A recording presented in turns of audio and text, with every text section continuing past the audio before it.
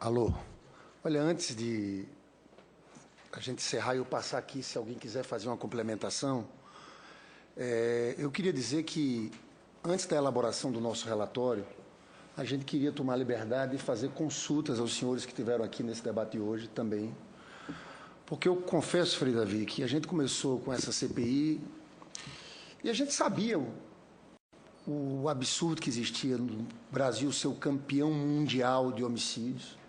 A gente conhecia as estatísticas que mostravam 2012, 56 mil assassinatos, mais de 50% de jovens, 77% jovens negros das periferias. Mas uma coisa é a gente saber dos números, outra coisa é a gente começar a rodar esse país, conversar com as pessoas. Tivemos uma audiência no Rio de Janeiro na sexta-feira. Silvia estava lá na audiência. Sexta-feira vai fazer 15 dias agora, na próxima sexta. Uma audiência muito forte, porque a gente escutou os especialistas, as pessoas envolvidas, mas quando você coloca para falar as mães das vítimas, e mulheres conscientes de duas segregações que existem nesse país com muita força, a segregação de classe e de raça. Porque aqui, nessa discussão, entram vários temas correlatos, né? Essa política de guerra às drogas está matando a nossa juventude.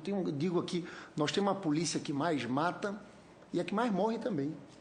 Nós morremos em 2013, 490 policiais, né? Uma boa parte também de jovens negros que estão lá na polícia. Porque é uma política insana, que não resolve o problema das drogas, que cada vez mais é um problema de saúde pública, do poder público, de estabelecer políticas de comunicação forte. Agora, do jeito que está sendo feito, porque essa guerra às drogas também é seletiva no território. Porque, eu digo, tem traficante de Copacabana, tem traficante de Ipanema, tem traficante. Mas ninguém coloca um caveirão nas ruas de Copacabana para prender aqueles traficantes. Então, a política de guerra às drogas acontece de forma seletiva no território, nas comunidades mais pobres, né? E eu tenho visto coisas, por exemplo, a gente vê lá no Rio de Janeiro agora, e houve uma decisão do Supremo na semana passada muito ruim nesse sentido, que é o tal de mandato de busca e apreensão coletivo, né? Que é o seguinte, que é outra coisa. Se você imaginasse isso numa região de classe média alta do Rio de Janeiro, ninguém consegue entender. Mas você dá um mandato de busca e apreensão em todo o Complexo da Maré. É você oficializar aquela política conhecida como política pé na porta. Política pé na porta. Agora, eu estou muito impressionado com os números e eu acho o seguinte, o meu medo do relatório, eu não quero errar, por isso quero discutir na questão ligada a esse debate racial muito com os senhores aqui, para não errarmos nisso aqui, porque nós temos que, cada vez mais, engraçado, a gente vê até em rodas de pessoas ditas de esquerda, esclarecidas, quando começam a dizer, não, o preconceito no Brasil não é tão preconceito racial, né? Eu tive uma roda de pessoas, numa conversa esse final de semana, que veio esse debate. Eu digo, mas como não? Né? E citei o caso do Rio de Janeiro, do episódio dos arrastões, e fruto daqueles arrastões, aquele grupo de pessoas que faziam ginástica numa academia de Copacabana, que saíram numa espécie de justiceiros, pararam um ônibus da Zona Norte, que ia em direção à Zona Norte, entraram no ônibus e disseram, olha um ali. O que era um ali? Era um jovem negro de 17, 18 anos, que teve que pular a janela e foi pego e foi agredido. O mais grave é que depois foi descobrir que aquele jovem nem na praia tinha passado. Mas aquele era o fato de que criminalizar de cara o jovem negro. E o mais grave é que a gente vê, infelizmente, uma parte da sociedade apoiar essas coisas aqui. É a mídia. Esse discurso, comprarem esse tipo de discurso, entendeu? Então, eu acho que o nosso relatório aqui, Frederico, não pode errar em ser contundente em cima da questão do racismo. Eu, inclusive, estou pensando aqui em algumas medidas e falo, isso não é a Dilma, não é o governo da Dilma, não é governo A, não é governo B, não é isso. Mas eu acho que a gente tem que ter uma medida mais dura, responsabilizando o Estado brasileiro. Tem que olhar para o mundo. Eu acho que as pessoas têm que sentir vergonha disso. Isso faz vergonha a tudo. Isso passa pelos partidos, passa por tudo. Nós temos um extermínio no Brasil. Esse é o fato. Nós temos que gritar para as pessoas. Sei que vai ter muita gente que vai achar ruim, mas nós temos que dizer. Só dessa forma eu acho que a gente pode aqui... É preciso ações emergenciais. Né? Então a gente teve tanto avanço nesse país, em várias áreas, entendeu? Mas nessa, a gente está preso ainda a padrões do passado, a uma polícia militarizada, distante da vida das pessoas, com a prática de guerra. Essa política, essa lógica da militarização é formada para combater a guerra. Né? Não tem conceito de policiamento comunitário, de policiamento de proximidade, não sobrevive a esse tipo de organização policial que nós temos aqui no país. Então, a reforma da segurança pública, eu sou autor de uma PEC, a PEC 51, que fala desmilitarização, carreira única, ciclo completo, porque também, Frei Davi, só no Brasil existe uma coisa, em que você tem uma polícia que faz o trabalho ostensivo e preventivo e uma outra civil que faz o trabalho de investigação. Só existe no Brasil. Toda polícia tem ciclo completo no mundo inteiro. O cara começa o trabalho e ele faz ali a investigação. Porque hoje o que o policial militar pode fazer? Ele não pode fazer investigação. Sabe o que ele pode fazer só? Prisão em flagrante.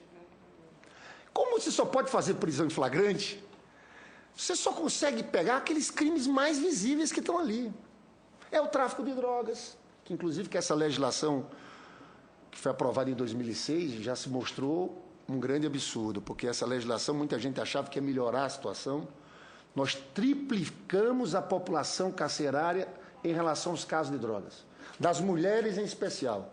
Algo em torno de 90% das mulheres nos presídios estão em cima de tráfico de drogas. Né?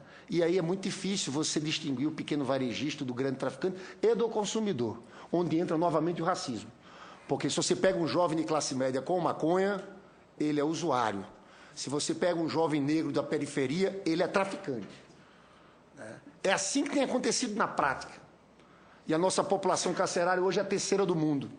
E nós pegamos esses que estão metidos com drogas nesse estágio inicial e colocamos dentro desse presídio, onde eles vão entrar em facções, onde a gente sabe como é que é grave a situação. Eu queria, inclusive, alertar para os senhores, e Frei Davi, que eu sou um admirador de longa data, que nós temos o debate da redução da maioridade penal, e aqui no Senado, eu te digo, o Senado sempre foi a casa mais conservadora, mas a Câmara está tão esquisita que o Senado virou a casa mais progressista agora. É aqui que a gente tem barrado. Foi aqui que nós barramos o financiamento empresarial. Na Câmara eles aprovaram, aqui a gente derrotou. Então, aqui, em relação à maioridade penal, nós temos maioria para impedir que passe. Mas, aqui não passará. Agora, eu tenho uma preocupação, porque passou no Senado um outro projeto que eu considero... Esse dia eu saí daqui... arrasado, Senado, porque nós fizemos, eu e a senadora Lídice, na verdade, eu e Lídice, começamos o contraponto desse debate, mas aumentar o tempo de internação no ECA de 3 para 10 anos, Frei Davi. Isso vai para a Câmara, a gente tem que mexer lá, porque isso é absurdo. Quem conhece esses institutos socioeducacionais nos estados, na sua realidade, sabe que aquilo não reabilita ninguém do jeito que está, pelo contrário... Né? São máquinas de moer gente, destruir sonhos, esperanças.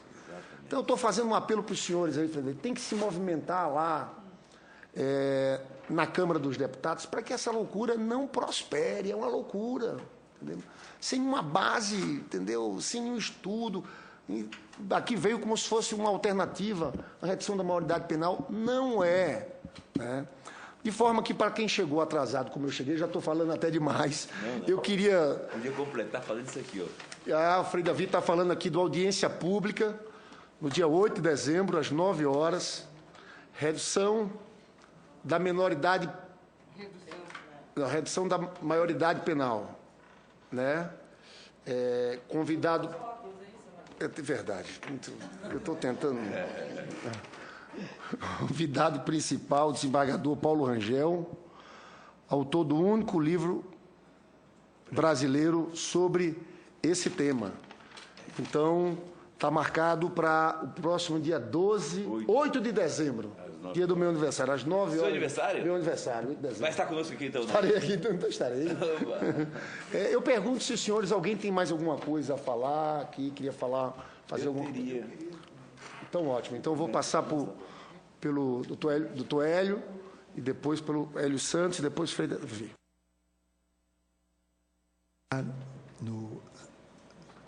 Prezado senador Lindeberg Farias, eu, na minha fala, não deixei de cumprimentar e de louvar essa mesa, uma mesa com as doutoras Zélia Amador de Deus, Cida Bento e com Frei Davi, que representam o que nós temos de melhor no movimento negro brasileiro. Então, estar aqui é realmente privilégio. O senhor deu o número correto, senador, 77% são dados de 2012. E isso representa 23 mil jovens negros mortos por ano, né? Então, o senhor traz o número certo, são 63 dias sim, dia sim, como se diz em Minas. Então, isso é uma coisa que realmente desfalca o Brasil. Mas é apenas para complementar o que eu não pude dizer na minha primeira fala, nós tivemos eleições gerais no ano passado, e esse tema, ele não veio com a força que ele precisava. A verdade é que o Estado brasileiro, como o senhor também falou e como antes foi dito, não se esmerou em políticas que zelam pelo seu futuro. E aqui a sua fala, Zélia, e também das companheiras que falaram, na verdade, a ausência de zelo. Todo esse esforço aqui é para que esse menino de 10 anos que quer estudar violino, para que ele não seja um candidato forte a ser exterminado. Porque hoje, ele na rua, à noite, vendendo bala, ele é um grande candidato. Então, o esforço nosso é em relação a esse futuro. Eu havia dito antes do senhor chegar, senador, de como o Brasil investe em homens negros com habilitação para o futebol. Quem joga bola, todo mundo que correu atrás de uma bola sabe, para jogar futebol é necessário senso de antecipação, velocidade de raciocínio, criatividade, tudo aquilo que caracteriza um gênio, né? E, portanto, quem joga bola poderia também cuidar de outras coisas. Então, eu penso que essas políticas públicas, que nós temos que pensar nessa CPI, senador, são políticas públicas heterodoxas, diferenciadas do que foi feito até então. Né? Não, além o senhor falou no sentido de envergonhar o Brasil, é isso mesmo.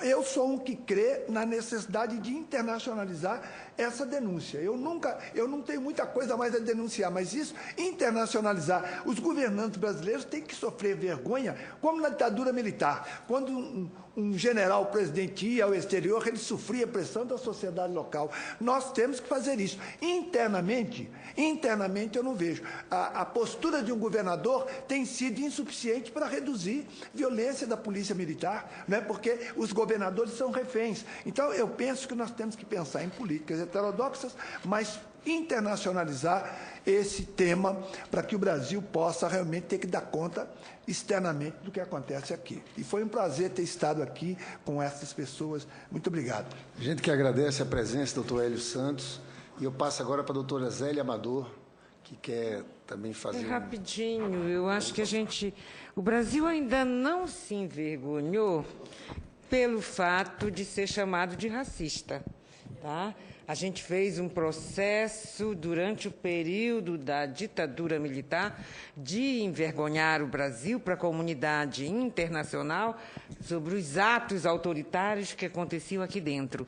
Agora, quanto à questão racial, pelo contrário, a imagem que o Estado brasileiro vende para o exterior era a imagem de que aqui existia uma perfeita democracia racial, tão perfeita que a Unesco ficou interessada em promover uma pesquisa para entender que perfeição de democracia racial era essa. Ora, um Estado que só assume para a comunidade internacional a existência de racismo e da discriminação racial em 2001, começando, portanto, esta década, em 2001, começando este século, ele ainda não se envergonhou.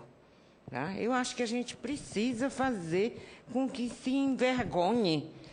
Nenhum crime de racismo teve repercussão internacional. Então, não basta a gente dizer que é extermínio, na verdade, é genocídio, é limpeza étnica. E a gente tem que dizer isso com todas as letras, para todo mundo. E aí, É vergonha para o Estado brasileiro, mas é vergonha também para esta sociedade que tem sido tolerante e conivente.